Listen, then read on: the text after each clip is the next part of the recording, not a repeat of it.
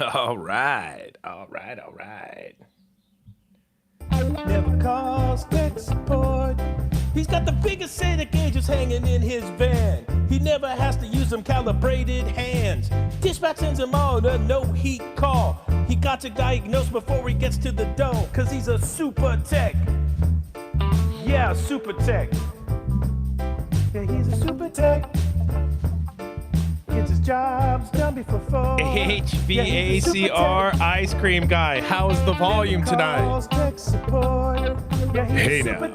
Hey, check 1, 2. Jobs done before 4. He's a super tech.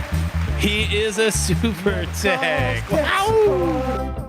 He's never had a callback in about 10 years. He tells the rookies while they're pounding beers, I'm the one that gets the jobs done. I'm a super tech. Don't forget it, son. He's a super tech. Super tech. He's a super tech. Super Tech live stream Friday nights with NorCal Dave. Gets his job done before. He's a super tech. Yeah. Never calls tech support. He's never used a vacuum Weaver pumper, Maintenance. nitrogen The volume sounds good here Looking at you in while he's Cleveland's in the smoking house. He gets in early, gets the boss's ear. Tells him he's the only one good working here. He's a super tech. Super tech. It's Friday. How was everyone's week this week? I was on call at the day job. Jobs done before 4. He's a super tech. Friday night live stream. NorCal Dave. Yeah, I was on call this week for the day job, and they launched this new software program. And it was a good week. Busy. Got the van back. We'll talk about the van tonight. Calls are stacked. I went to one place and then hustled back to do the live stream. Let's see who we got in here. Let's see. Steve Stone. H.V.A.C. Gabe, what's up? We got Leo Lyons in the house. Mike V. Robert D. Motion. What's good? Everything's good. I actually hooked this crap up in like 5 minutes and it's working. That is a miracle. Yeah. Last time I had left the gain up too high on the device I use to interface to the iPhone. It's the device I use for recording all those silly songs. You know, if you haven't heard the newest song, you know, like when I record the silly songs like this one's pretty funny. Let's see if it loads up.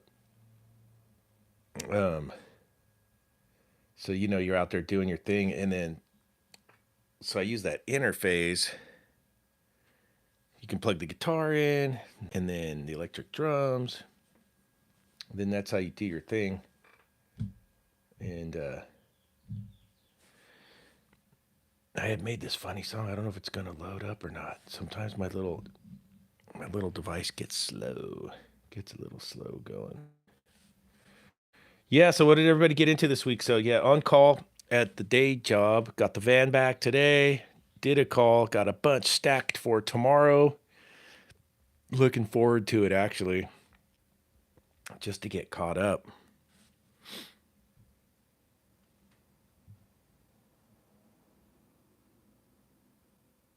So we'll see how that works out. Let me jump in the chat. Bro, you need to start a channel just for your music. If I can get this one to play, we'll have a good laugh. Oh, brother. I'm in the iPad. Interwebs. The interwebs. I got the Super Tech to play. That was a win.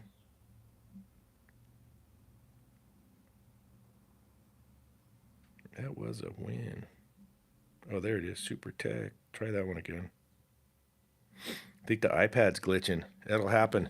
You know, Apple makes good stuff. The iPhones are amazing, but man, things will glitch out as they get older. You guys know that. Things will get glitchy.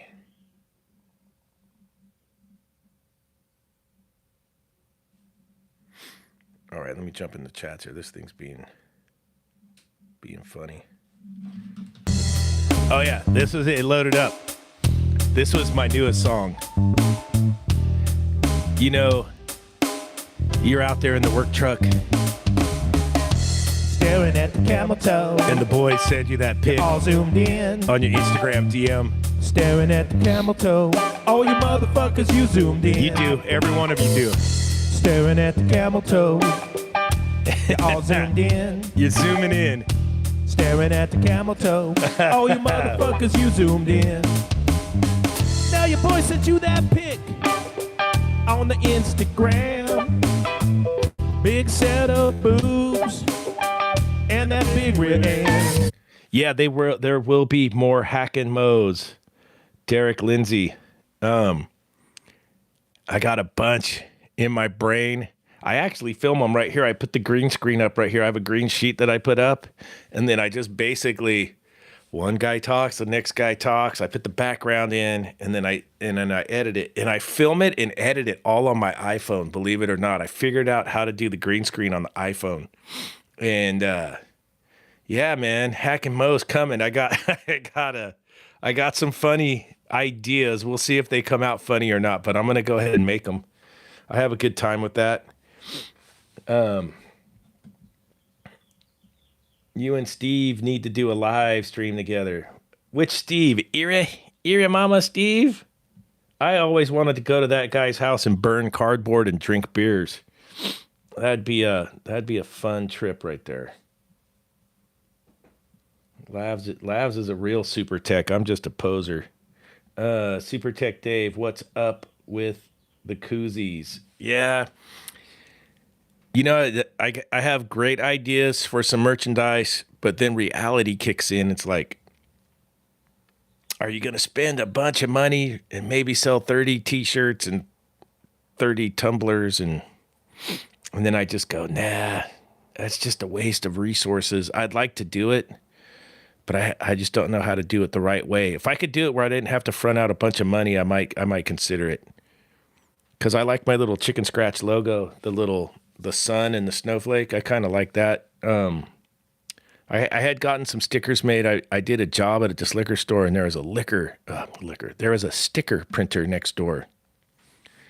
And he made me those stickers.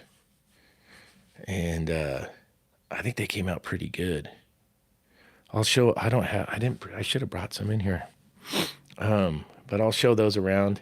Surf is big today. I didn't get a chance to get out there today, but I think last week and the week before I got in the water about 4 or 5 times. It was fun. It's been a long time since I've been surfing all the time, so that was pretty cool. And today it was raging, but I had too much work. Let me get caught up on this. I'm going to see if I get the computer where I could read it. All right. You need a new big van. No, man. So, all right, we'll get to the story of the van here real quick. It didn't break down and it didn't have to go on a tow truck or anything like that, but I'll explain what happened. I was just thinking about Hack and Mo. Hack and Mo dancing skills remind me of Ellen's Elaine's dancing from Seinfeld. Didn't she was always like something like that. That was funny, dude. Yeah. Austin, hang in there. I might still make the koozies. Well, I'm gonna get it figured out. I gotta figure out just a few fun items, and then I'm gonna pull the trigger on something. I just need to figure it out a little bit. You have any hats or T-shirts? Jason Hewitt. I don't yet, but I'm working on it. I designed some beanies, but I wanted to make sure it was a really good quality beanie, like my Santa Cruz beanie that you guys always used to see me wear. I still have it. It's in the truck. It just didn't get cold this winter, and that's a good fitting beanie.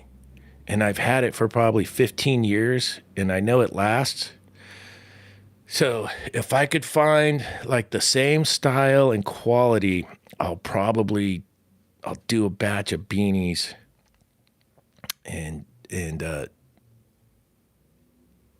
I'd be into.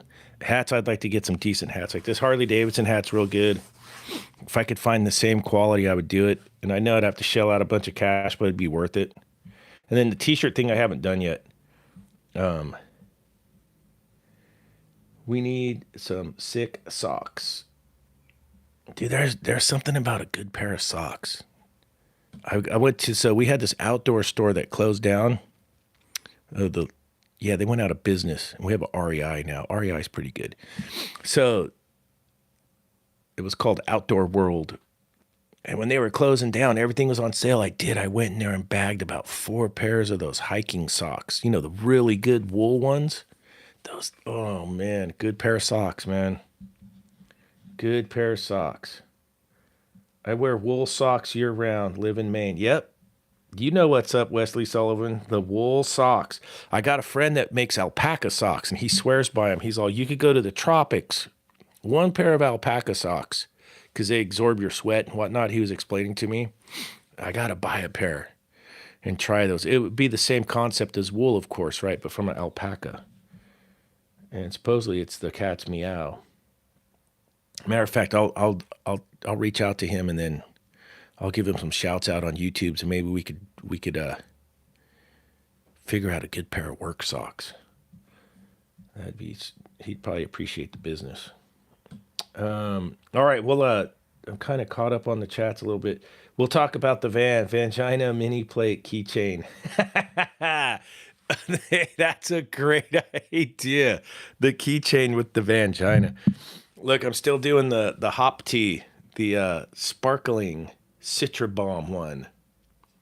I'm sure I've read this to you guys. Tea brewed like a craft beer. It actually tastes like an IPA. No calories, no sugar, no alcohol. Non-GMO, you know, all the good hippie stuff. You can find these at Whole Foods, different flavors. I really like these. They're refreshing, but it tastes like an IPA. Yeah, not bad, man. Not bad when you're trying to stay dry, you know. All right, so let's talk about the van. The van. All right. So the van was purchased for $500. It had 61,000 miles on it. I sold the original Vangina for $300, so I got that van for $200. It's a 2003 Chevy Astro van, 61,000 miles for $300. Steal of the century. Absolutely amazing. I think I got it in 2015. It's now 2022. I haven't put a dime into that thing other than oil changes. Oh, and 1 battery. I bought a battery for it. So the rear brakes got to the squeakers, and I could tell they were out. The emergency brakes tied in with that. It was weak and squishy. You guys know that my ABS module has a loose solder connection. I did not replace that. It's still shaky bacon. So I needed rear brakes. I needed the rotors turned. The front had a caliper that was hanging up, so I changed out both calipers and a couple of the little arms in there that were worn out. It needed a head gasket. So we did the head gasket, spark plug wires, coil pack, and at the shop, the mechanic's a friend of mine, good friend. I trust him a bunch. And I go, hey, this thing's got 93,000 on it now. I go, it's in here. Should we do the fuel pump? Because, you know, man, $100,000, those fuel pumps go out, you're on the tow truck. And he's like, yeah, it's a good idea. So we went ahead and did the fuel pump. Now, the fuel pump, I had to wait. I had to come out of Los Angeles because we got a OEM, GMC, or whatever, you know, Chevy, an actual Chevy OEM part. We didn't go aftermarket. We went with the original recipe. So I had to wait a little bit. So I didn't have the van. I put it in last Wednesday, and I got it back today. So just a little over a week. But the calls backed up. The customers were great. I let the customers know the van was in the shop. If you can hang in there, let's hang in there. Most of them hung in there. Amazing. I don't know if I'm going to be too busy to break the camera out and film a bunch tomorrow, but I'm sure as heck going to try. We might as well. We should do a reunion video with Tippins. Oh, Tippy. We'll get to see how Tippy's doing. And but I do have a video coming out Sunday morning of what do you do when you don't have your work van for the weekend. So there is a video coming Sunday morning at 6 a.m. Pacific time, 9 Eastern.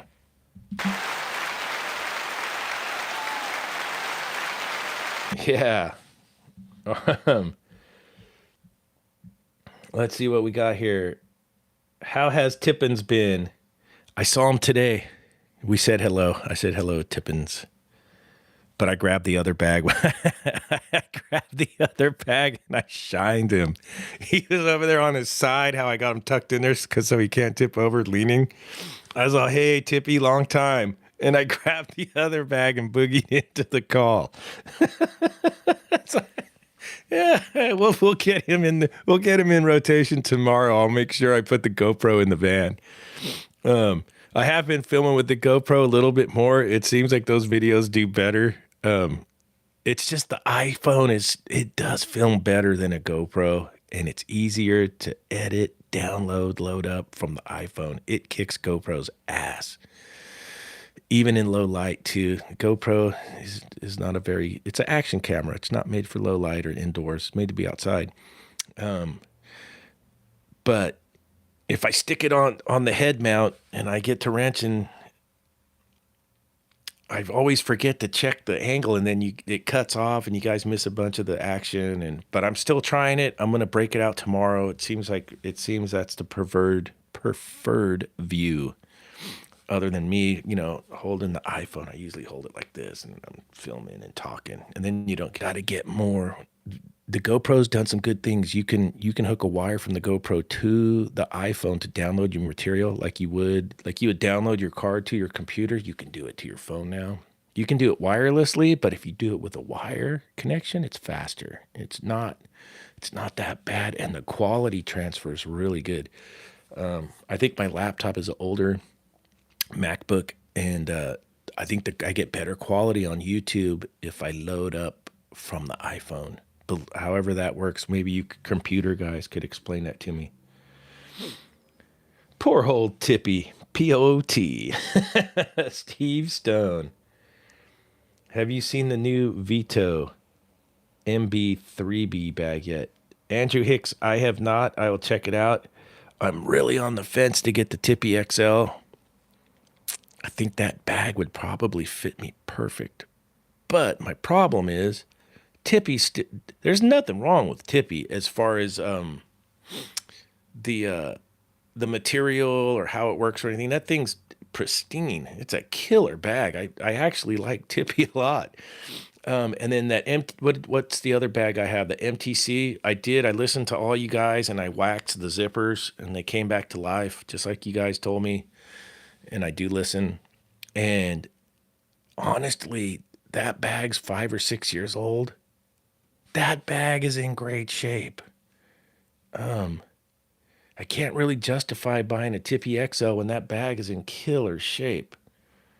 So I think my play is to just ride it out till something happens. To me, it would just seem like a waste. I could put the money for a bag towards another tool or something that, all new tools are always coming out. I've been damn lucky with Testo 550s. They're still alive. I thought they were puking today. I used them today. I didn't film, but I thought I saw them getting a little funky and glitchy. We'll stay tuned on that one. I don't know what I'd go next. I don't know if I'd do the S-Mans or not. I'm not sure. I'm not sure what I would do for the next set of digitals. It's interesting. Or maybe just shine it all together and I have probes, just run probes full time. New bag to show up, the old bag, laugh out loud.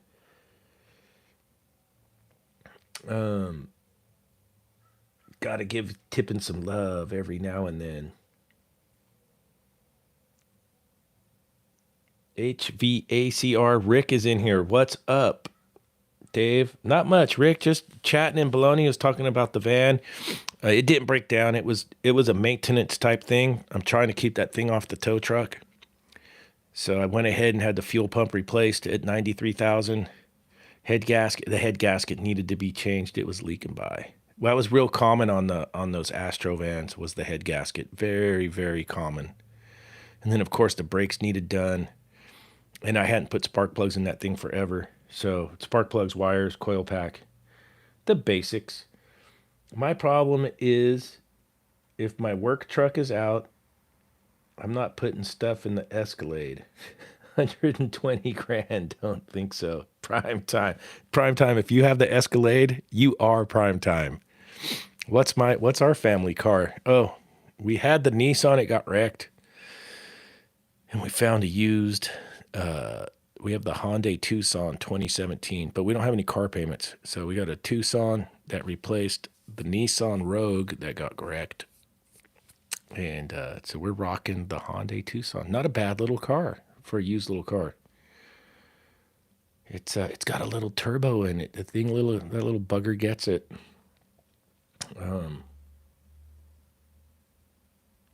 So not too bad. The Harley's running good. Still running good. I forgot I have the bike. I've took the bike to work every day this week because I didn't have the van. But I didn't run any service calls off the motorcycle. It's just I get on that thing. I don't want to work. I want to go play. So it's just like. Then I had other chores to do around.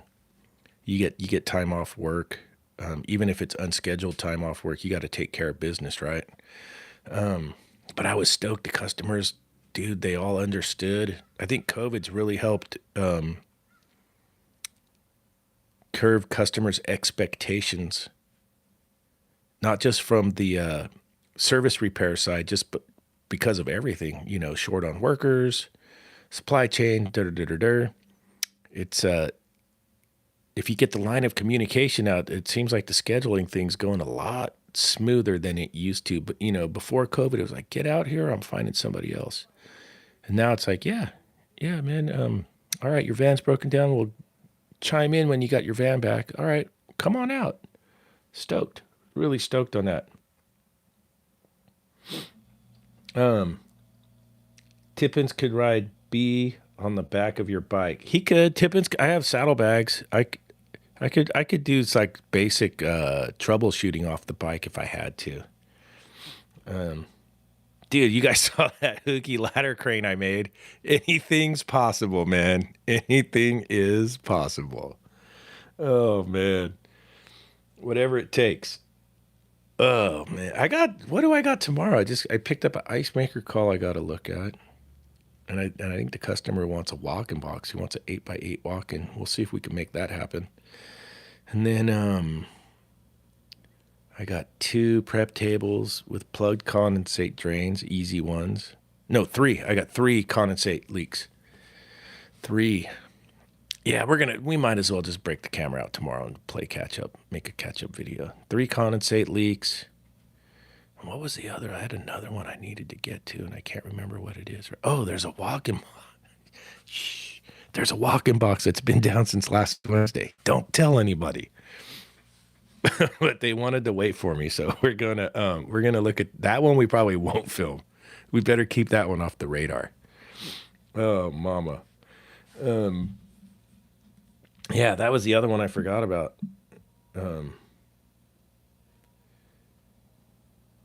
Let's see. Other than that, what else has everyone been getting into? What new tools are you guys picking up? I saw H.V.A.C. UK posted up a cool video with the new Milwaukee tubing cutter. They did an upgrade on the tubing cutter. And I love that tool. That tool, as you get older, that tool will save your arthritic hands. We all get wrench hand. And cutting pipe with that Milwaukee tubing cutter is amazing. Except it doesn't do 3/8. As low as it goes is 1/2 inch. But still, I love that tool. Well, they upgraded that tool. And he has a video out on it. It looks really good. I'll have to see what the total upgrades are on it, if it's worth, upgrading the one I have. If it went down to 3/8 pipe, that I'd consider selling the old one and upgrading. I love that Milwaukee 12-volt stuff. But at the day job it's all Makita 18-volt. You can't beat the Makita 18-volt stuff. It is, to me, it's the best. The batteries are ridiculous. They're so good. But that's more industrial. For running service calls, if we're just doing service calls and not installs and stuff, hey, we're installers, man. If we're not doing installs, I really like the Milwaukee M12 stuff. How compact it is, how light it is. I've had great luck where it's not breaking down. I've had like zero failures on my tools. Well, yeah, I did have one drill, but I was able to fix the switch in it myself. So I had one out of all the Milwaukee stuff, I had one glitchy switch on my drill, but I fixed it. The Makita 18 volt stuff at the day job, no issues whatsoever. And the battery life is just, it's stupid good. Really like that stuff a lot. That's good stuff. Let's see what Scotland's saying. That tubing cutter doesn't do well if it gets wet. I haven't. Oh, yeah. I'm in California. It doesn't rain that much. And then it quit raining out here. So it hasn't rained in years now. I haven't tried it in the rain, Scotland. So that is a downside to that tubing cover. I wonder if they did anything to upgrade the new one because it shows the new one cutting steel pipe. I'll have to look at the specs on that. I haven't tried it when it gets wet, like if you're out in the rain. Interesting. That's good to know, man. That's a good heads up. Thanks. Does Hack and Mo run Makita also? Hell no. Hack and Mo run Ryobi, baby. They're sponsored by Ryobi. Man, they're installers. They don't have time for Makita. They get Home Depot, baby. Ryobi. Maybe even what's Harbor? I don't go to Harbor Freight. What's Harbor Freight brand? Maybe they run Harbor Freight. I guess in Mo is.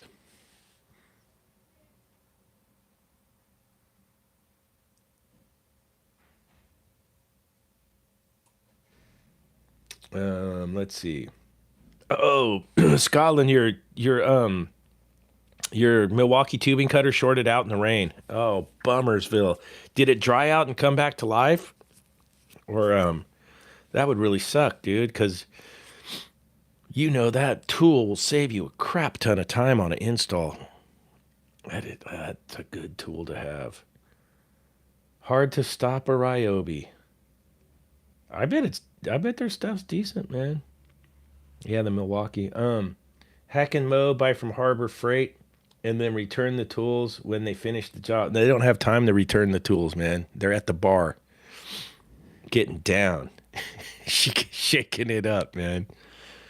They're installers. They try to make fun of the surge. Like when they get to the bar at 1:30 and they've already put in like a couple furnaces. They did a couple furnace change outs and they're ditching on the boss and killing time before they got to get back to the shop at 4 o'clock. And they see the service guy down there wrenching on the beer cooler. They know, man, the service guy never gets off at 1:30. That's why they're installers. Has everyone heard of Mueller condensing units? I know Mueller used to make a lot of stainless steel stuff. It's possible they got condensing units. Maybe they used to make the falling film chillers for the dairies and products like that. Ice bank setups. Maybe they branded their own condensing units for their gear. It's very possible. Their stuff, if it's the same company, they're all their stainless stuff, like the ice banks and the falling film chillers. Those were that was high quality gear back in the late 80s, early 90s. But I haven't tinkered with any of that stuff since then.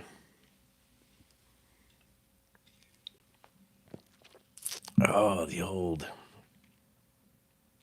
chillers. Let's see. Frank Jackson. Is it rude to say rude? How do you guys pronounce rude? Is it rude or is it rud? I think RSD sells that stuff. And then they started selling Oxbox. They're selling the crap out of Oxbox furnaces right now. The Oxbox.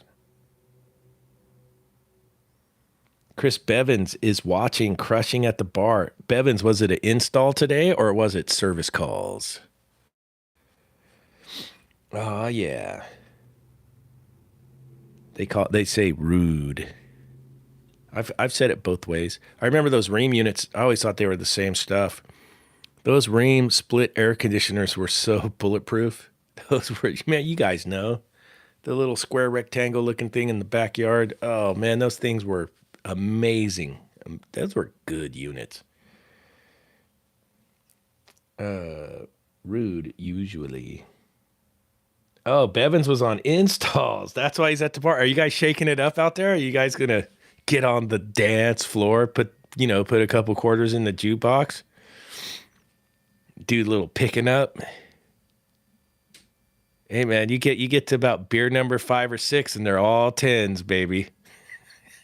Maybe throw in a shot of whiskey, and it's on like Donkey Kong. Oh, to be a young man again. Oh man. Oh yeah. Yep. Oh yeah. Oh yeah.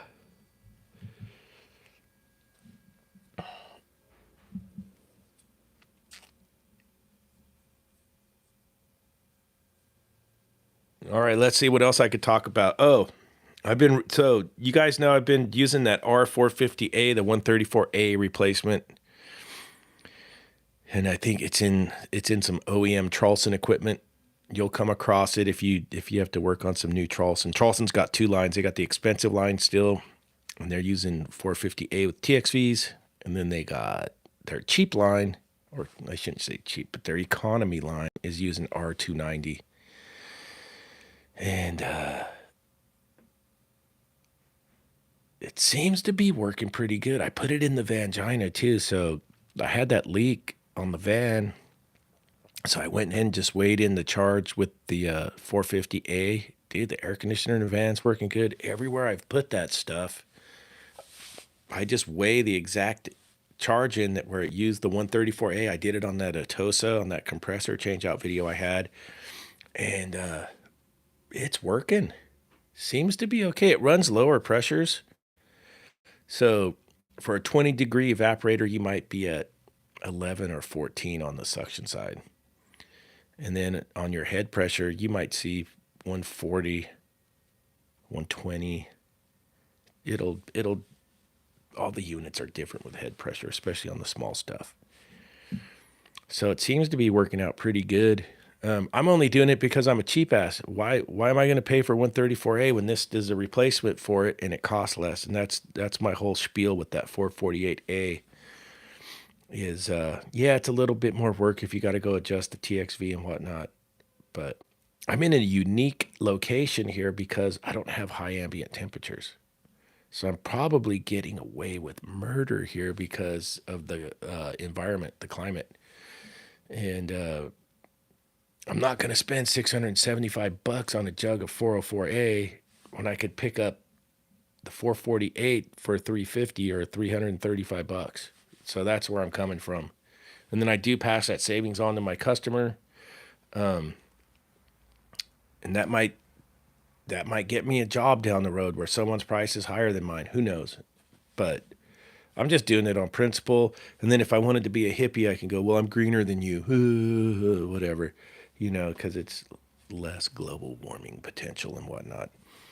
But I don't get into that a whole lot, but I could always throw that in there if I needed to, right? Get every angle, every edge you could get. Chris Bevins, 448 has been my go-to. I think it works great. On new installs, that's what I've been doing. That's what's at the day job. That's everywhere around town. It's 448A. I've had good results with it. And if you order up a brand new walk-in box and they ship out the box with the condensing unit, it's going to come 448A. Like the flower box that video I did was that a year and a half ago or 2 years ago that we built that walk-in box for that lady. She called up. She had all the gear there. That was 448.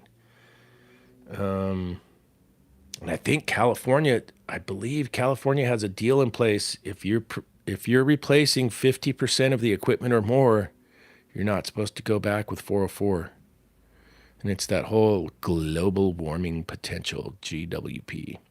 We're supposed to go back with either 449A or 448A. And I've had people tell me it's the same refrigerant with a different number, but I'm not buying that. But you'll see a lot of the grocery store guys are using 449. I just buy 448. Seems to be all over the place. Let's see, Andrew Hicks. My question with refrigerant is, If you have to top off a 404A system and you don't want to leak check,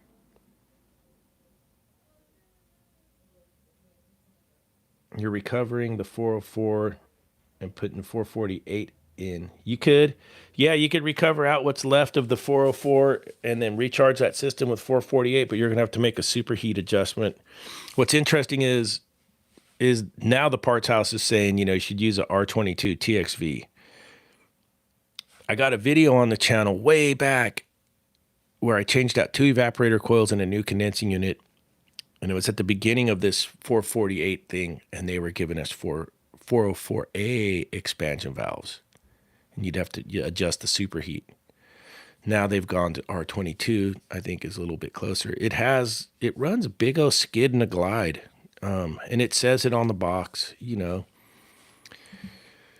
it's a blended refrigerant and you're going to get the glide.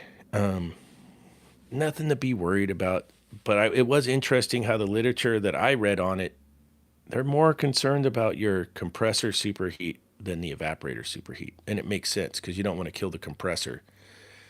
So get your unit set up. And I had to do that on that job where I did that compressor at nighttime on that big walk-in box where I ended up washing out the evaporator coils and the whole 9 yards. I went back on that job and put that suction accumulator in there because what had killed that original compressor was that thing flooded back. That's my theory. And those coils were dirty. So I figure that's going to happen again. And when I went back and put the suction accumulator in, I also adjusted the superheat. What I found was I was having a heck of a time with getting the right compressor superheat, and I ended up just adjusting that thing by the compressor superheat. Copeland wants a minimum of 20, right? So we're not flooding that thing back. You can go higher than 20, but you can't. They don't want you to go lower than 20 because we're bringing back too much liquid to the compressor, and you're going to wash out bearings and things are going to puke and the whole deal.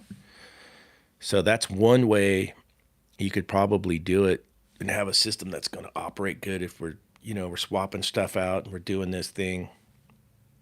You could get rid of your 404, change your dryer, recharge with your 448A, and if you can get the evaporator superheat within spec, check your compressor superheat and make sure it's 20 or higher. And if it's lower and you're still kind of flooding back a bit, adjust it for the compressor superheat, because that's kind of what the literature that I read, I think I read it on their website. It's kind of what they were getting at, if I read it right. 448A and 408A is what I have been working on the last 2 years. I remember 408A was good that was a 502 replacement. That was in every freezer everywhere.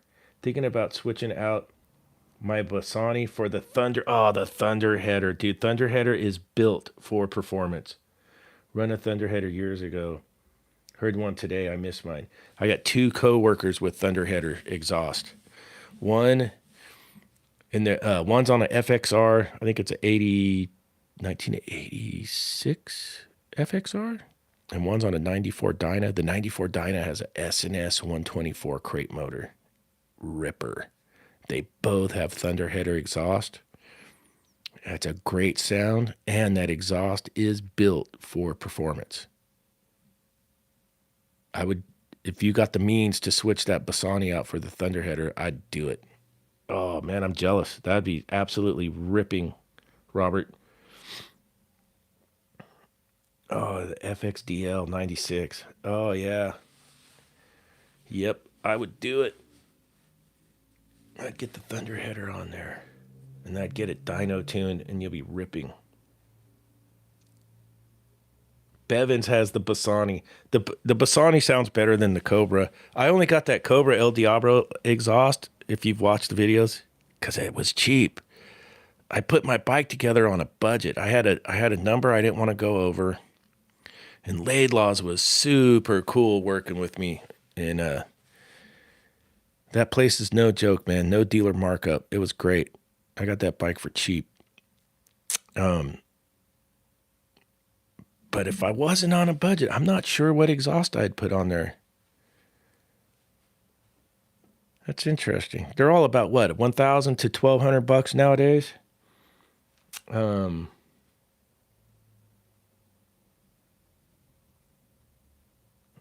Chris Bevan's Laidlaw's rules. We're talking about Laidlaw's Harley Davidson in Baldwin Park, California. That place does rule.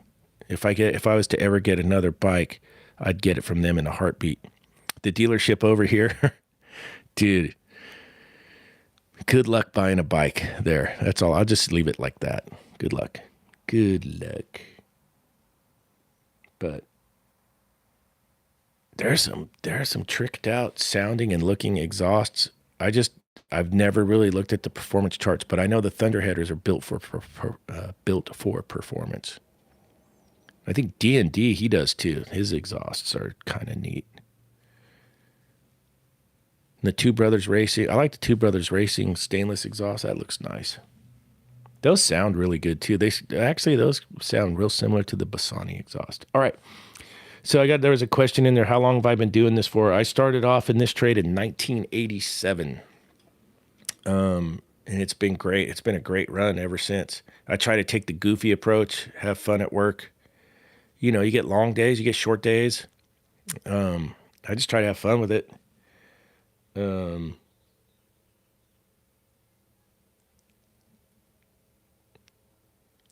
What else? Yeah, you just got to keep a positive attitude and have fun. There's too many serious ball crackers out there. And you can still be serious and do a good job and have fun at the same time. And there's a lot of people that can't accept that. For reals. Dude. And I know everyone has different personalities and things. There's a lot of people that don't like seeing a happy worker. It just really, really gets to them. And I noticed it, and you can feel it when you're out there working. You have to be like a chameleon almost. You gotta feel the room like a comic. And it's like, okay, I could tell these guys are cool. They're cool with how I am. And you get to some places and you're like, oh crap, they're not having it. They want to stick up my ass and a straight face. Oh, great. This is going to suck. You guys have been there. Come on. You know what I'm talking about. And dude, I'll do a good job, but I'm going to have fun. That really, really drives people nuts. Some people get it. My theory is we should all be in Hawaiian print shirts having a good time, no matter what your job is. And you could still be serious and get it done, whether you're a brain surgeon or the refrigeration guy or the car mechanic, or it should be happening.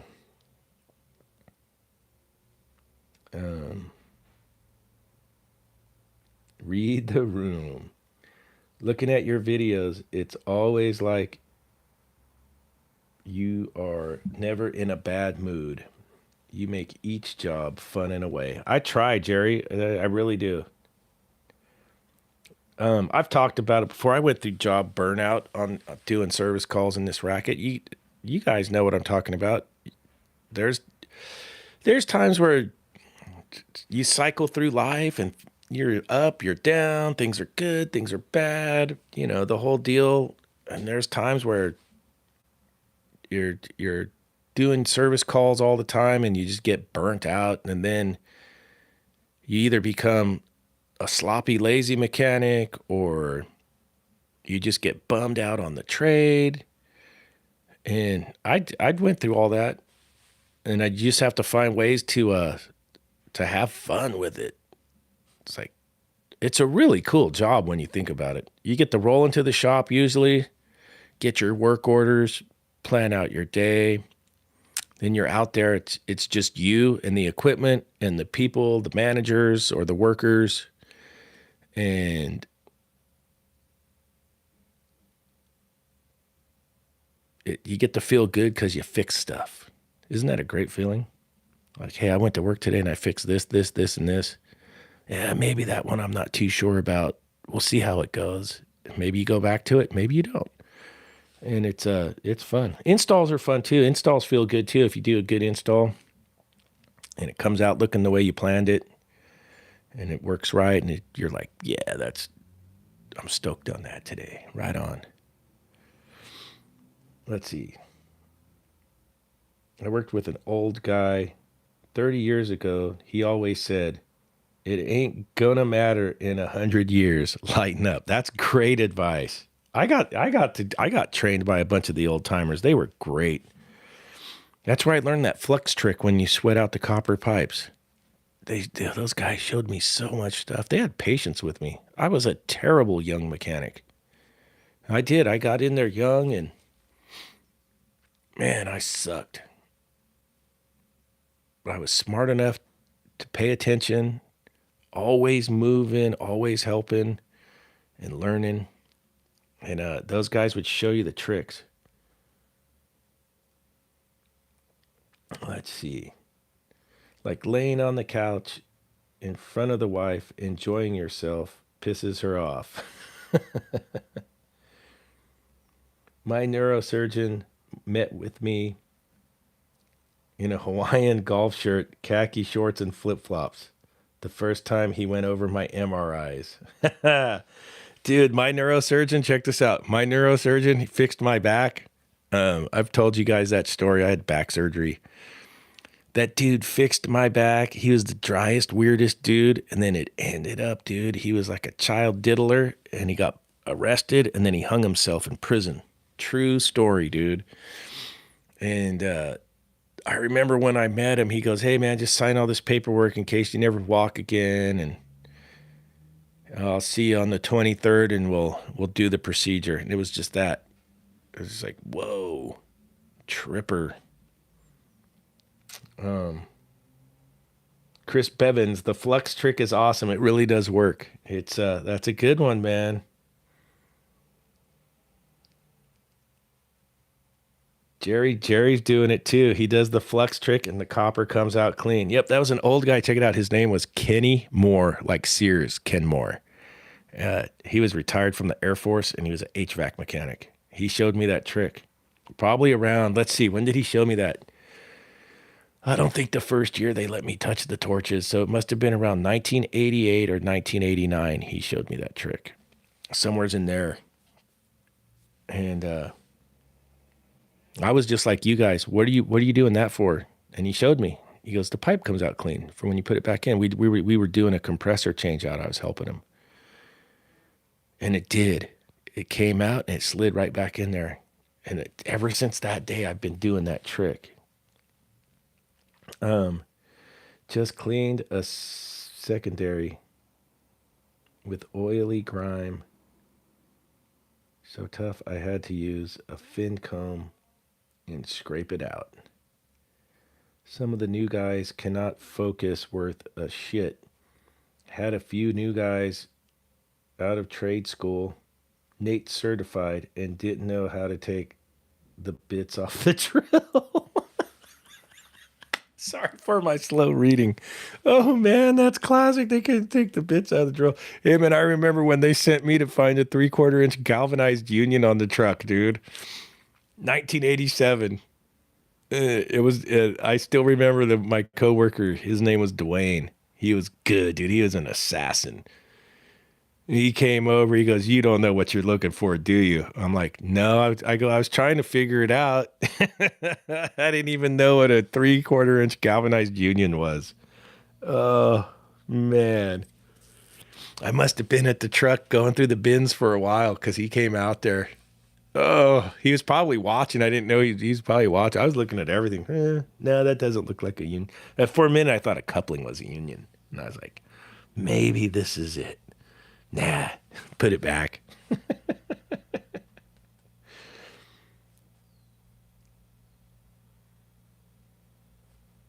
Oh, man. Puffaluffagus thought he was slow, but he's got a new guy that moves like pond water. Does it matter? Oh, Zach Cody had a question. Does it matter what type flux you use? I'm not sure about that. I use that flux that's for the 56% solder.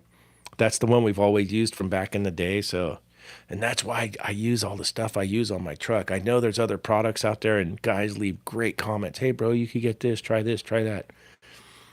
But it's just the way I've done it for so long. I just buy the flux, the 56%, the 15%, and that's how I do it. I've had a lot of people tell me about the Stay Bright 8. I don't buy it. I never used it. I'm probably never going to use it. I'm sure it works great.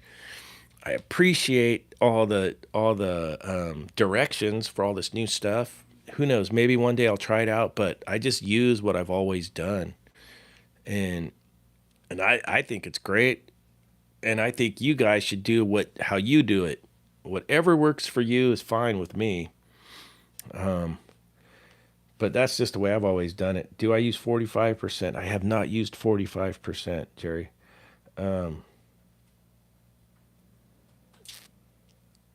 So that's just the way I've always done it. There was a time there where I was really interested in those turbo torches. I was like, wow, no oxygen, get the turbo torch. And I've used the big giant one at the day job for 2-inch heating water pipe. I've used the big giant turbo torch. That shit works. But I never bought one because I'm a cheap ass. I was like, well, I already have a torch, oxyacetylene torch. Why am I going to buy a turbo torch? So I never bought it. And I bet you those things are killer, probably super handy.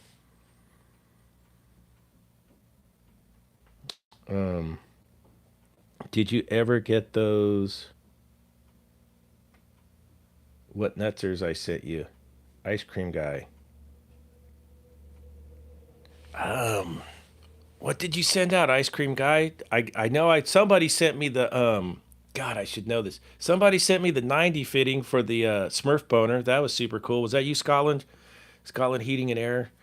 I got the 90 for the Smurf boner, and then that guy sent out that de-threading tool for the tanks. That was the Falcon rethreader. That was a great tool. That guy was cool. Super good dude. I don't remember getting nut setters. Elaborate, ice cream guy. Oh, on Instagram. Yeah. And I didn't buy the exact same ones you sent me on Instagram, but I did buy a set. Yes, I did. Thank you very much for that too. Now I understand what you were saying. See, man, I got to read things like 4 times. Mike B, what's up, Dave? What's up, Mike B? Little live streaming.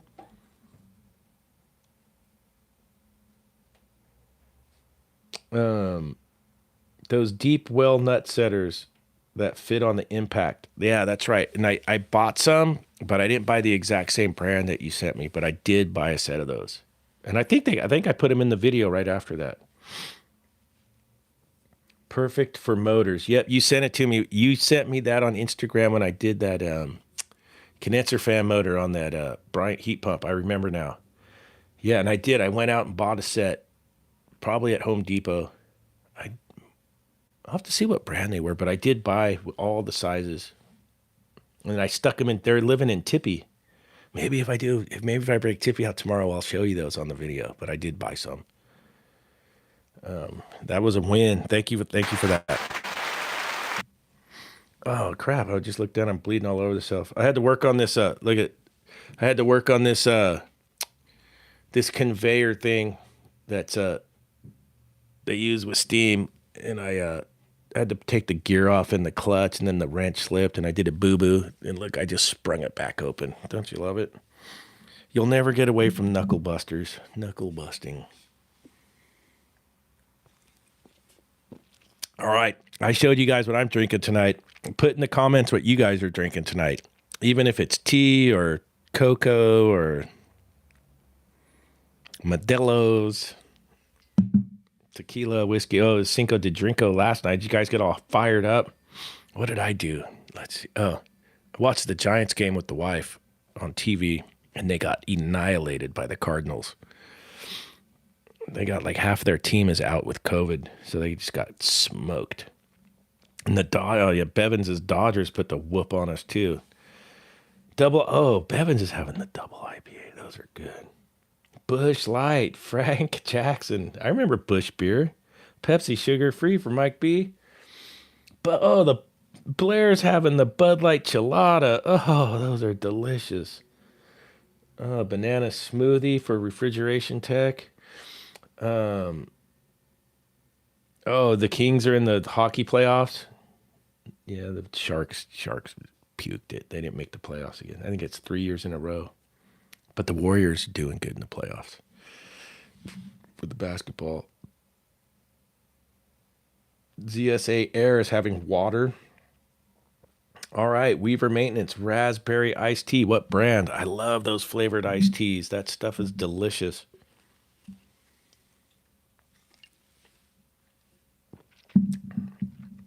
Oh, yeah. All right, so HVAC ice cream guy, he's talking about the WIA 76085 for the, it's almost like nut drivers you could put in your little impact. Super high quality. The WIA stuff is like super duper high quality. He's got the number there in the chat. I would check those out on the internet if you're looking for some. And you can't go wrong with that WIA stuff. Super, super good tools.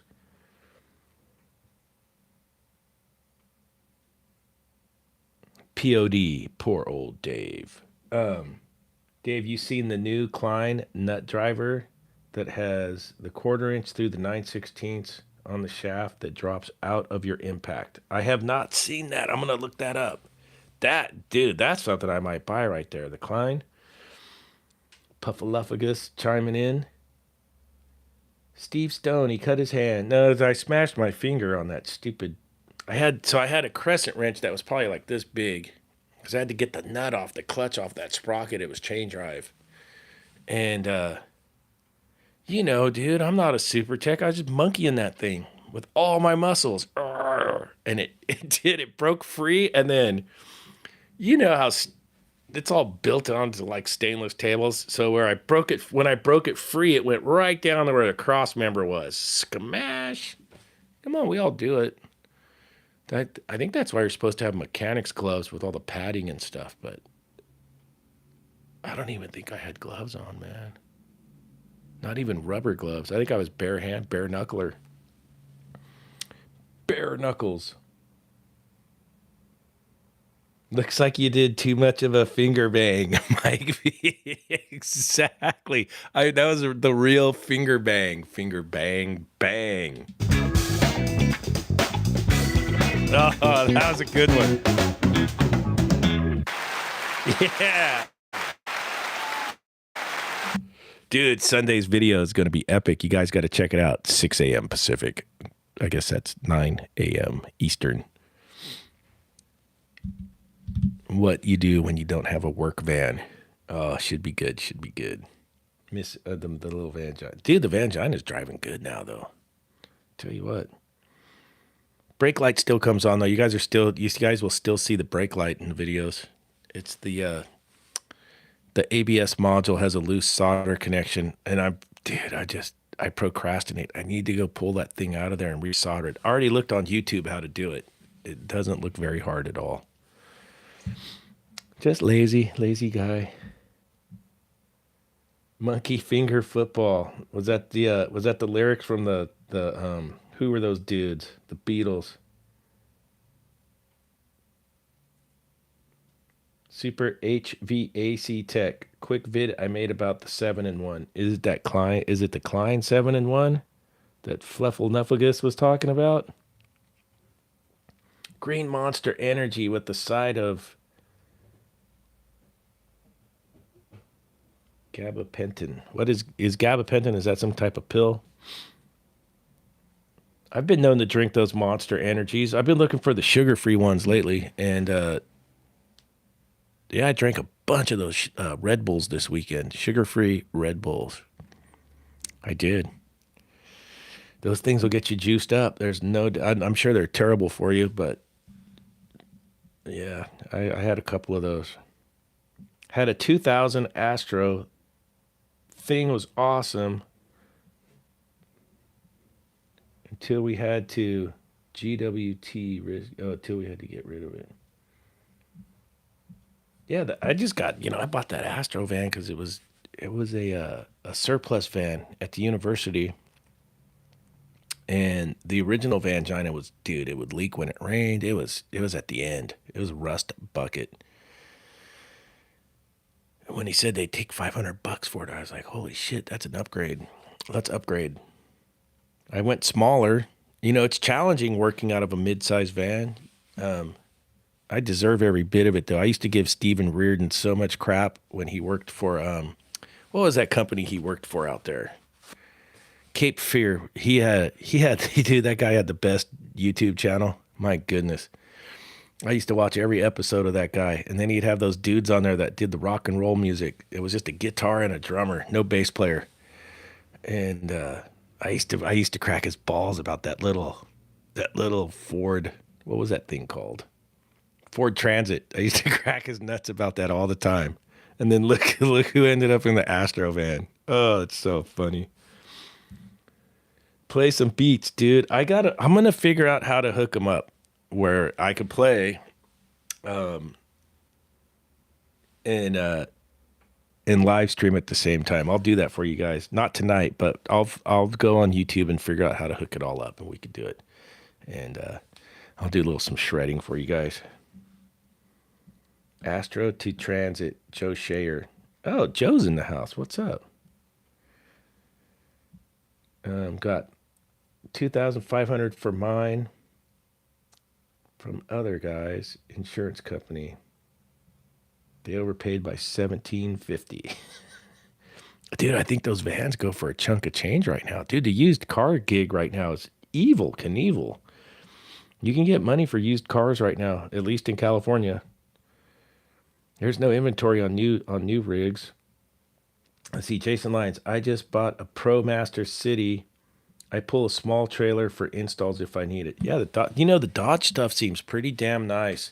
I know all the hippies, they switched from the Sprinters to the Dodge ProMasters. If you guys watch any of that van life stuff on YouTube, I get to see them all in town here because I live in a tourist town that's by the ocean.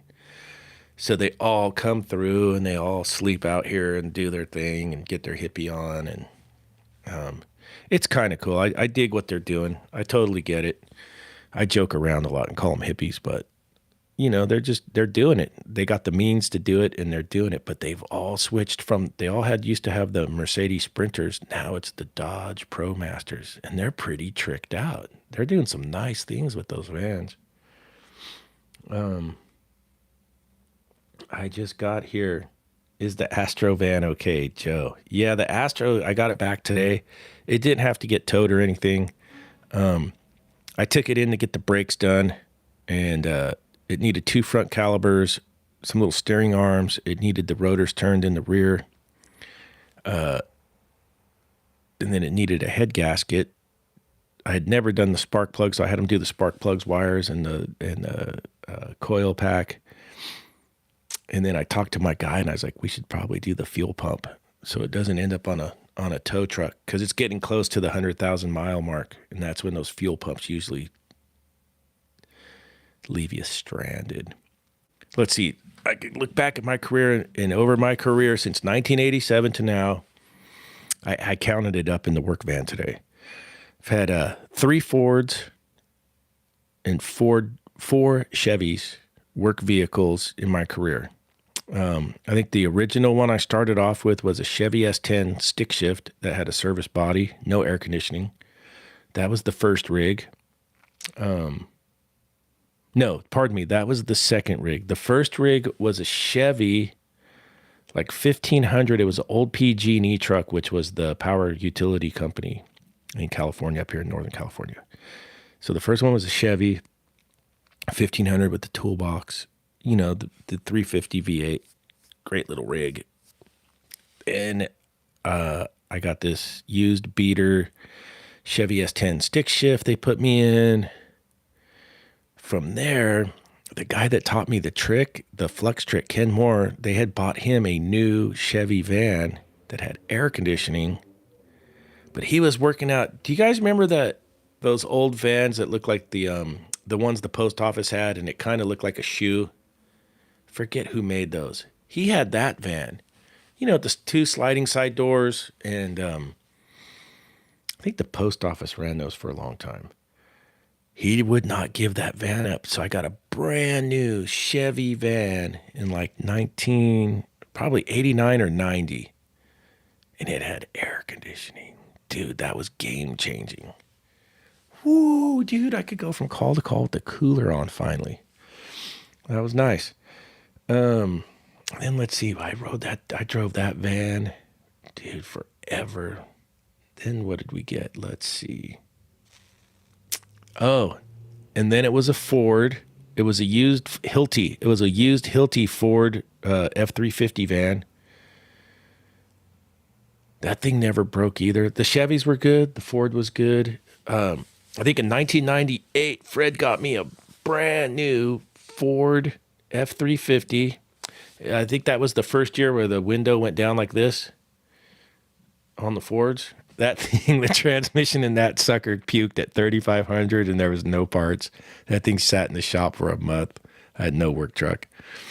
Let's see. I rode, and after they fixed that tranny, that thing was gold. That truck, from that truck, I went to a Chevy full-size van. And then, let's see, what do I got at the university? The university's running the Ford F-350s. And that thing's had 2 transmissions in it, and it never goes over, because it's just up on campus, so it never goes over probably 40 miles an hour. And that's probably why the trannies die in those. So it's had 2 transmissions. It's at 50,000 miles. And I think I've been up there for 10, almost going on, it'll be going on 10 years here. And I got the van when it had 24,000 miles on it. That's how little we drive up there. But I don't have an issue with Ford or Chevy. I like to joke around about it a lot. My personal vehicles, though, I had a Toyota truck with the 22R engine. I had 2 of those. Just money. Just as a young adult with those Toyota trucks, I never had to spend money on vehicle maintenance. I did the brakes myself and just gas, oil changes, and brakes. That was it. Those were good. Those were good little trucks. That would have been a 99 the first year of the Super Duty. Oh, where the window went like that. So it was a 99 Fred got me. Okay. A 99. That was, other than that transmission puke and that, I liked that Ford truck. That was a good truck. And I liked the Chevy full-size vans too. Those were great.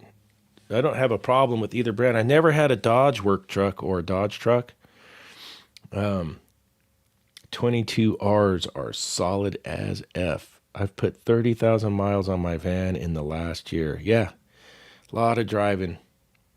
I was thinking for a hippie mobile for myself, if I ever got down to it, I might try one of those Dodge ProMaster full-size vans. Everyone seemed to be having good luck with them. Oh no, sometimes an OEM fuel pump is better than the aftermarket stuff. Joe Shayer. No, Joe, I got an OEM replacement pump. That's what took so long. I didn't get aftermarket.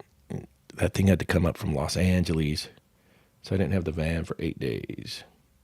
We'll see how long that one lasts.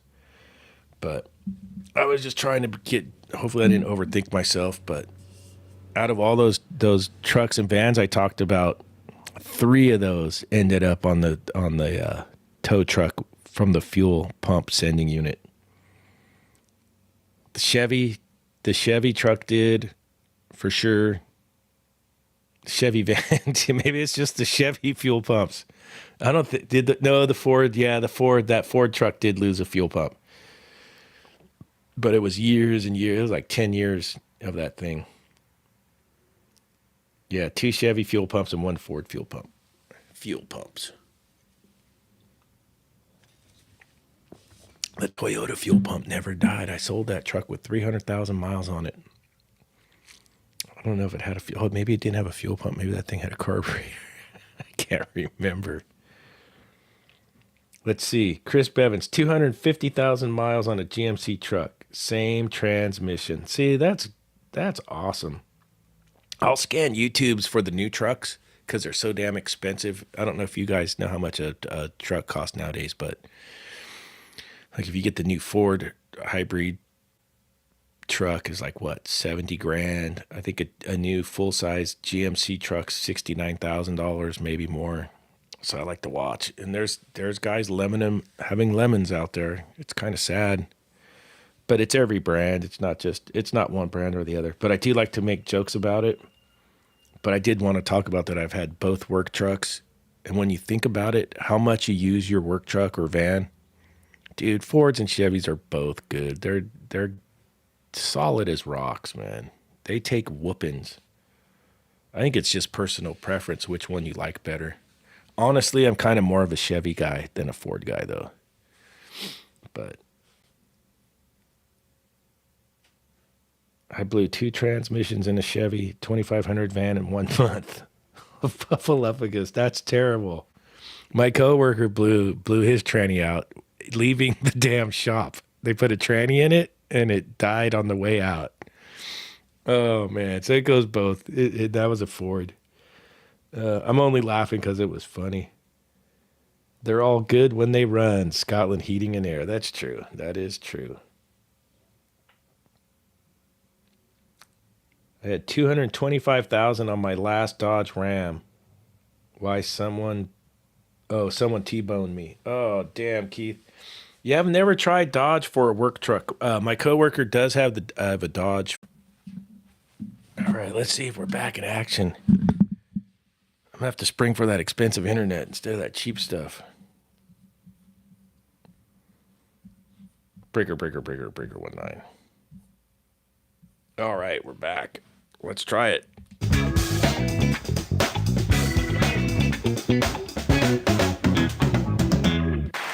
I'm gonna have to try for that. I'm gonna have to get off that ghetto internet plan and get me the good stuff.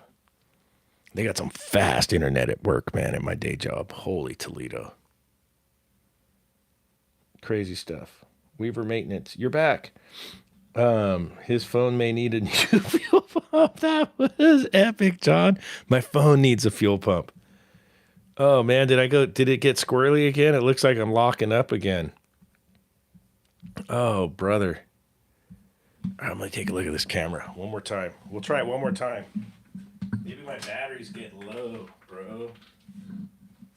Oh no, it's there. We're live. We're doing it. Let's see if I can get my computer to refresh. It looks like we're back. Looks like we're back. We're back. What are you tapped into the neighbor's Wi-Fi? No, I was joking. I got it comes in off the cable, but it's like Santa Cruz is at the end of the line and we don't have the fiber optic killer stuff. I think we still got like the cheaper picture quality, not great. Oh yeah, see my Wi-Fi is getting hookalow. Oh, that's a bummer.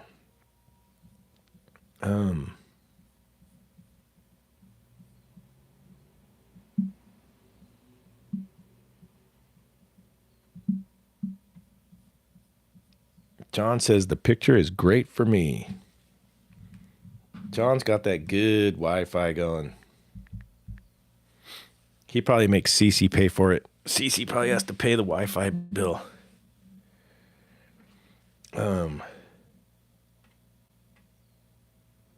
Cece's on an install right now.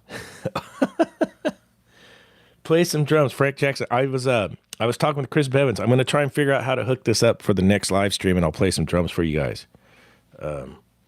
We can take you around the world on the drum set. You're back to normal. Oh, that's good to know. Joe Solis wants to know how old I am. I'm 54 years old. I'll get my senior discount in November.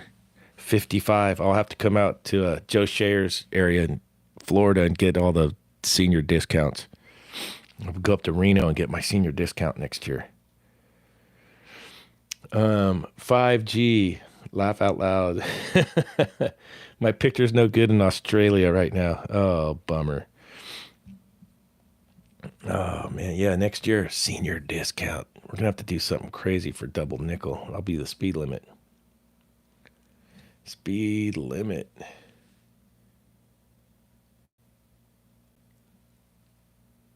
Oh, Bevins wants to know when I'm coming to SoCal. I'm coming to Born Free. I'm gonna come down either Thursday after work or Friday. I took Friday off work, and then I got a grass pass for Saturday. What's that? June 23rd? Is that somewhere's in there like that? Whatever that Saturday is in June. So I'll be cruising through that Friday. I'd be into going up to what's that, Cook's Corner and all that stuff. They'll have a bunch of bikes out there. And then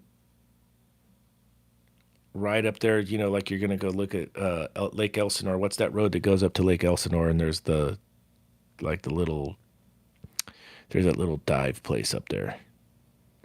The little hangout. I'd be into that. Yeah, if you want to ride out to Neptune's Nest and meet me. I'm going to be coming in from Santa Barbara. I'm going to take 101 down and then cut over at Point Magoo and then come down through Malibu and all that stuff.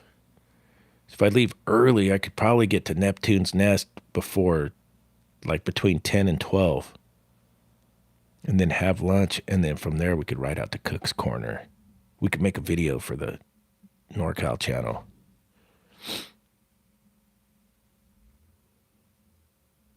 John says, Joe, give me a good foot rub.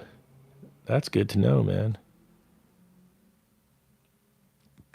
All right, it's on. Bevins is going to be on the Harley Davidson videos. Killer. That should be pretty fun. I might have to wash my bike for this one. I don't ever really wash my bike. I'm just too busy doing other stuff. I'll get around to it.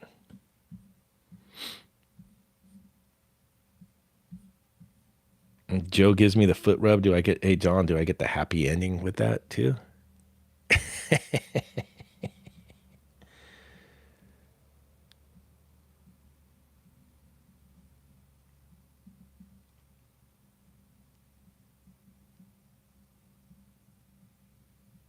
Well, right on. Bevins only dusts his bike off too. He doesn't wash. You're too busy riding. If you ride your bike all the time, you're not washing it. Oh man.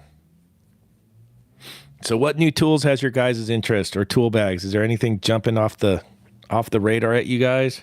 That was always the one cool thing about the YouTube H.V.A.C. YouTube community. You'd always see what new tools are coming out and stuff. I always found that interesting on there.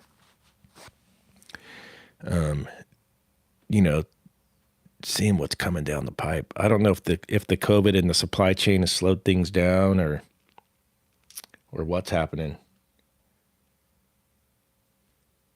Oh, Joe says the happy ending will cost extra. That's too bad.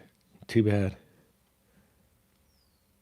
Oh, Bevan's finally got the H10. Yep. Best leak detector in the world. The good old. See, sometimes you don't need new tools to come out. The old stuff is good. The H10s are great.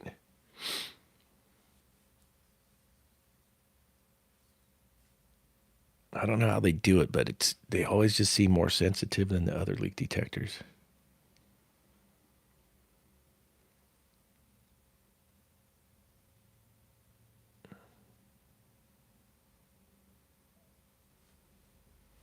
Zaza wants to ride on the back of my bike. I don't have passenger pegs, dude. Sorry. I'm probably cheap enough to hit you up for some gas money, but I don't have the passenger pegs. Been using the SLR8 for years. That is a good leak detector. The field piece SLR8 is the best bang for the buck. If you don't have $500 to buy a H10, that little field piece leak detector, just change the sensor out once a year. That leak detector kicks ass. I think it's the same sensor in the new model of that leak detector too. I looked up the spec sheet and I was like, wow, the new one looks so cool. I wonder if they changed the sensor out. Nope, same sensor. Different features. Bevins is no doubling up, dude. Frey, my buddy Frank had to double up. We lost his voltage regulator and it died.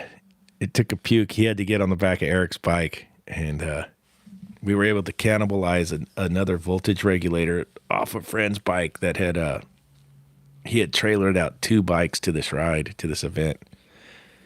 2 FXRs actually, and nice bikes. And he actually sacrificed a voltage regulator for us. I think Frank's bike's a 99 Dyna, and the voltage regulator, it gave up the ghost. And we fixed it. We were on a service call for bikes. Zach Cody uses the Infocon TechMate. I've heard good things about that. I mean, if you're searching for R22 leaks, that's probably just fine. And you get used to your tools and how they work. It'll get you in the ballpark, and then you get your soap bubbles. And I've always found if I can't find a leak, if I can pump the system up with nitrogen and leave a little bit of trace gas behind, you'll end up finding that leak. And it's sometimes it's a pain in the butt to do that too. If you got calls stacked in the hold, you gotta hunker down and do it. Especially nowadays, especially with the price of refrigerants. My goodness. Could you imagine being a shop owner and your guys are out there doing gas and goes right now? Oh man, it's gonna go really bad on some stuff just because of the cost of it. Or if your guys are out there using your refrigerant on side jobs, holy Toledo. It's a lot of money. Tyler Shipley loves the videos. Thank you, Tyler. Oh, Joe uses the ultrasonic. I still haven't used the ultrasonic. I need to try one out one time.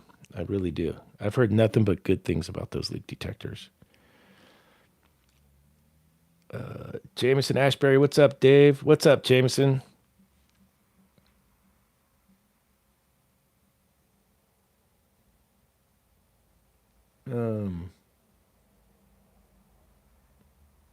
Yeah, Brad Newman. If in doubt, crank up the nitrogen. You'll find it. Yeah, that's how I usually do it.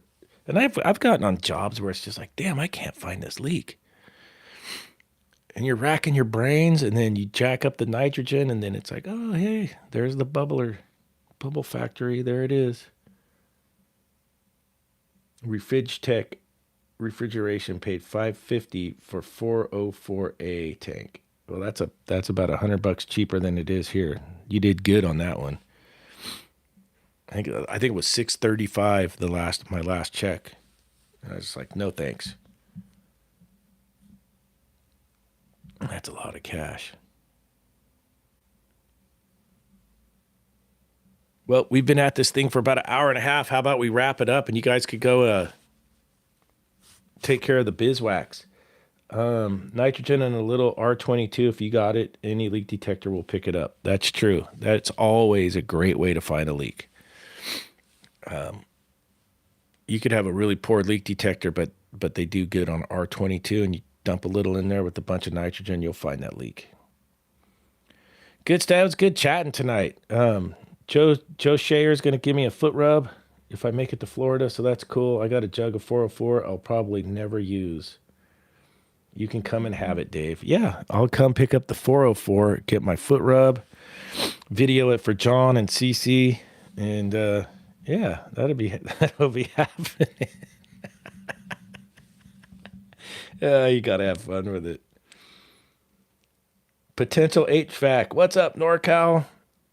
How do you feel about working for a union service H.V.A.C.?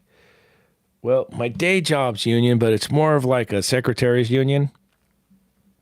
And before I got the job at the university, I was sheet metal workers 104. It was great. I loved everything about it. And NorCal's non-union. And I can do NorCal non-union because the union I'm in now is not a trades union. So that's how that works out. So it kind of worked out pretty good. The union I'm in is American Federation of State and Municipal Workers, something like that, AFSCME. And so there's no conflict of interest with the union, so I could have my business and I could be a scab, non-union.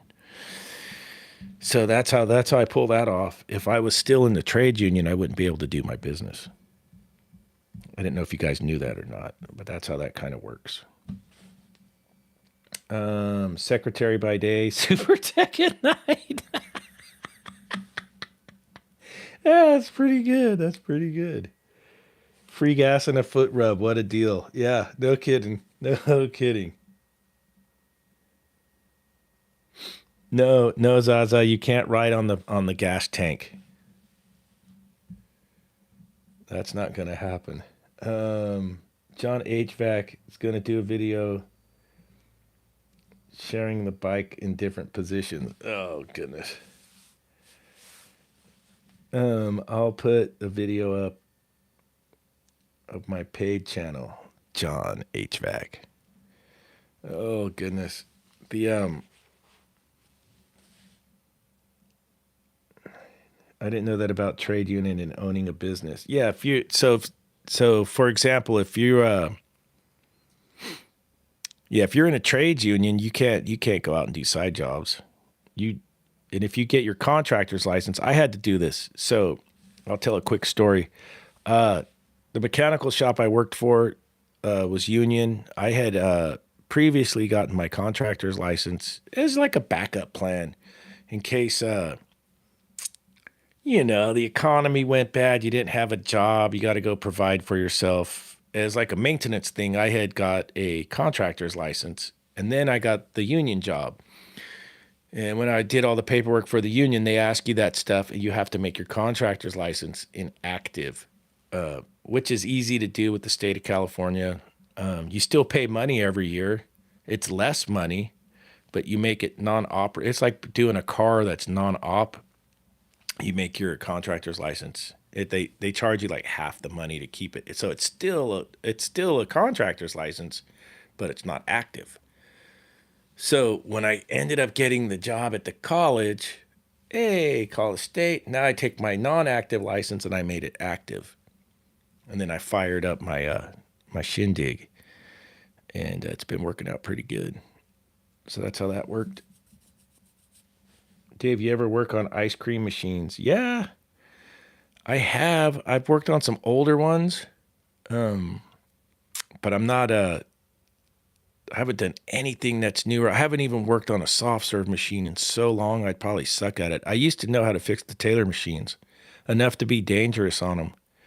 But it's been so many years. I don't have any customers that have Taylor machines, or even ice cream manufacturing. It's been a long time, man. I'd have to sit there and go through the motions and figure it out.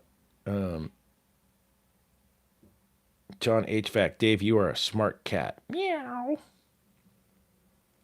All I do is soft serve machines, electro freeze, and oh yeah, the stolting. The university bought those Chinese ones. What are they called? They have like a space name. I couldn't believe it, dude. I saw them. I saw them all crated up in there for the kitchen guys. And we don't do the kitchens. I do the HVAC in the science buildings. I'm more of like the skyscraper repair guy. VAVs and air handlers, fume hoods, walk-in boxes in the science buildings, things like that. And so the kitchen guys, they got the Chinese soft serve machines. I'm trying to think of the name. You probably know the name of them. It kind of sounds like Mars or outer space or so, I don't know, something like that.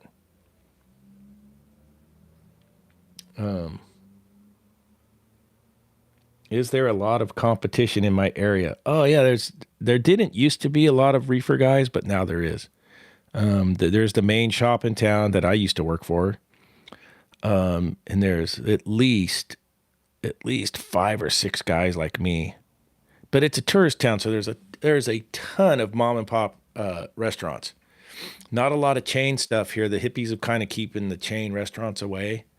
So it's mostly privately owned businesses, and they're all looking for whoever's cheapest. And then the smart ones will stick with the guys that fix stuff good and respond. So if you can respond to your calls, or like I found out through the years, just communicate with them. Be honest and tell them. Every one of my customers knows I have a day job.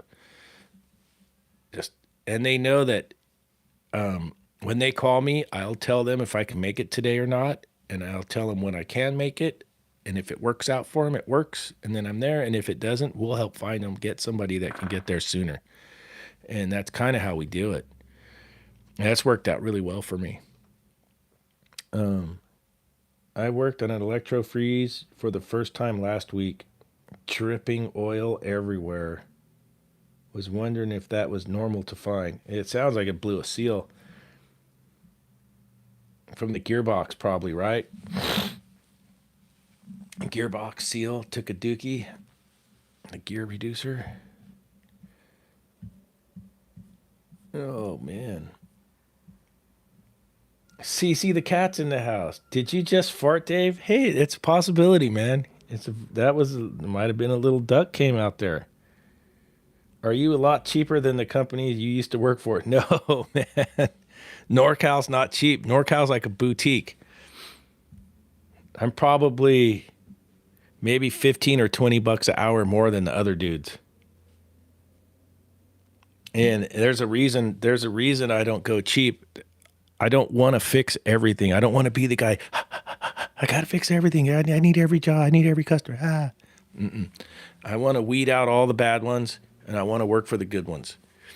And I have a nice little circle I go in. So it's not like air conditioning. It's like it's all repeat business with refrigeration.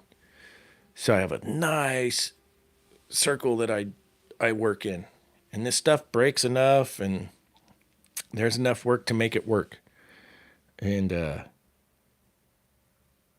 that's how I've been doing it.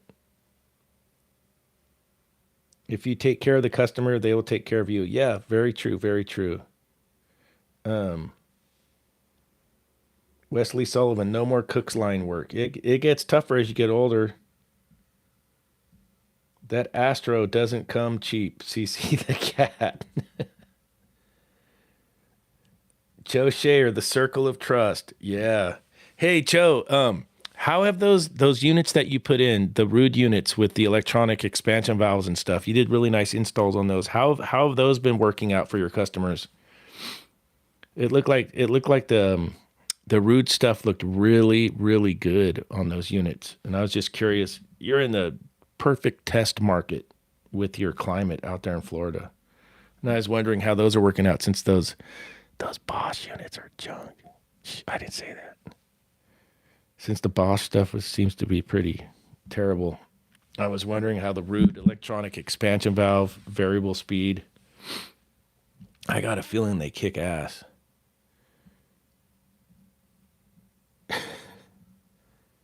CC the cat laughed at the Bosch stuff. Yep.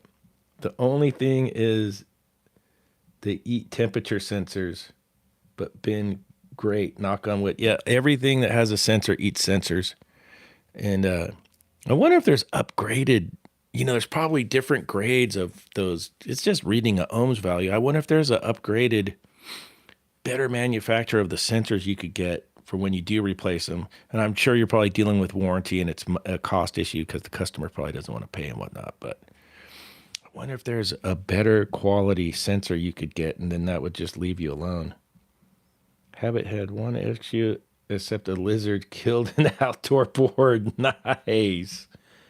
I had a feeling those were going to be good units. They looked really stout, like they had their stuff together. Best advice I ever got was to charge what I need to charge, but make sure the customer's happy. Yep, that's very true. Yep, the 10K ohm thermistors, just like the mini splits. Interesting. Very interesting. Yeah, I guess those Bosch air conditioners, I guess they're not working out for if you're in a humid climate. It's interesting. Those things look like they had a lot of potential, but it didn't look like it worked out too good for them. I heard they heat really well, though. I heard the heating part of those is amazing.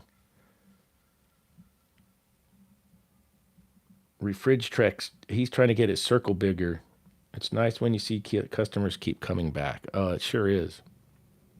Eric M. told me about ones to try, but I don't remember the name. Oh, yeah, Eric would know if there's a high-quality sensor. That guy is a really good mechanic. I like watching his videos. Super, super smart dude.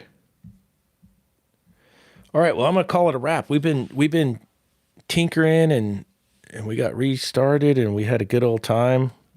And hey, smash that like button. If you haven't subscribed to the channel, please do. It helps a brother out. I'm trying to get to like 28,000 subs. I'm really close.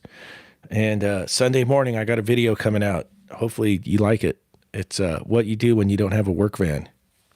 Maybe maybe you'll see me running around in my Speedo for 5 minutes. Anything's possible. All right, man. Appreciate everybody. Thank you.